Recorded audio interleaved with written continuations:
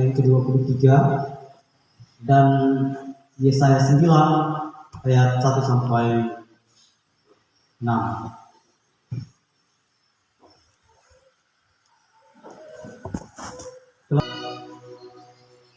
Bapak Ibu yang sama dikasihi Tuhan, menuju masyarakat iman yang baru. Ini tema seragam Gereja Terasa Mamasa yang sudah dibuat oleh para PKC Majelis Sinode, menuju masyarakat iman yang baru. Bapak Ibu yang sama dikasihi Tuhan, dalam bacaan kita ini sangat jelas, begitu jelas penjajahan yang dilakukan oleh bangsa yang berada di Israel pada saat itu, dan mengakibatkan kebobrokan iman jemaat, sehingga dihadirkanlah atau dilahirkanlah seorang putra yaitu Mesias untuk memimpin atau memerintah bangsa itu, sehingga pada saat itu pulihlah iman mereka.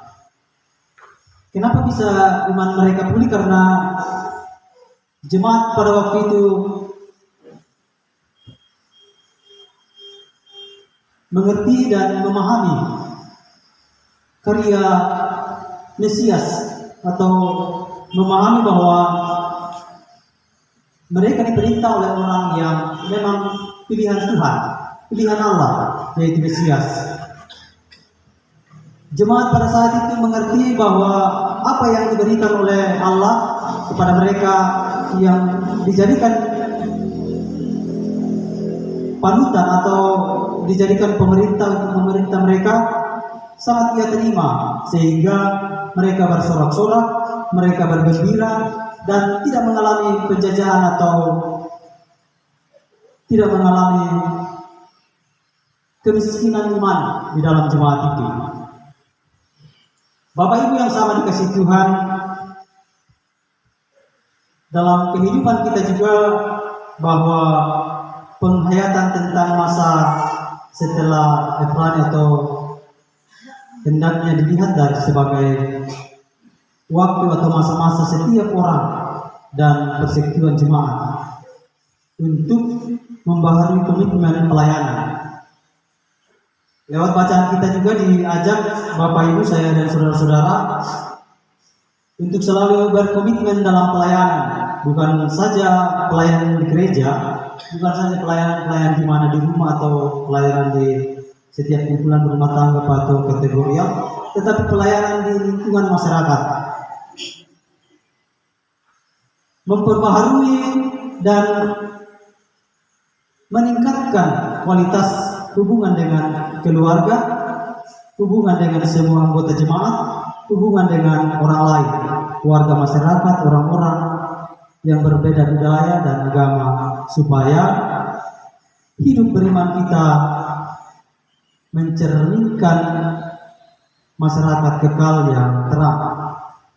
Jelas dalam bacaan kita saat ini bagaimana kita mencerminkan iman kita kepada orang lain, tidak hanya kepada orang yang seiman kita, tetapi yang paling terpenting ialah orang-orang yang beda budaya terhadap kita, beda agama terhadap kita. Itu yang penting kita sampaikan iman kita atau perbuatan kita. Bapak Ibu yang sama dikasihi Tuhan, apakah kita dalam hidup beriman selama ini sudah mengalami dan memberlakukan tatanan masyarakat baru yang sempurna menurut ajaran kasih Kristus? Saya kira Bapak Ibu jarang orang yang mampu melakukan ini untuk menyempurnakan perbuatan mereka. Tetapi bagaimana kita selalu mengurangi atau melaksanakan perbuatan-perbuatan yang baik agar kita dilihat orang sebagai orang yang percaya dan melakukan ajaran Yesus Kristus dalam kehidupan kita. Bapak Ibu yang sama dikasihi Tuhan, ada banyak orang yang selalu menyampaikan dirinya bahwa sayalah orang yang paling beriman di dalam hidup ini. Tetapi tidak sesuai dengan perilaku dan tindakan kehidupan sehari-hari.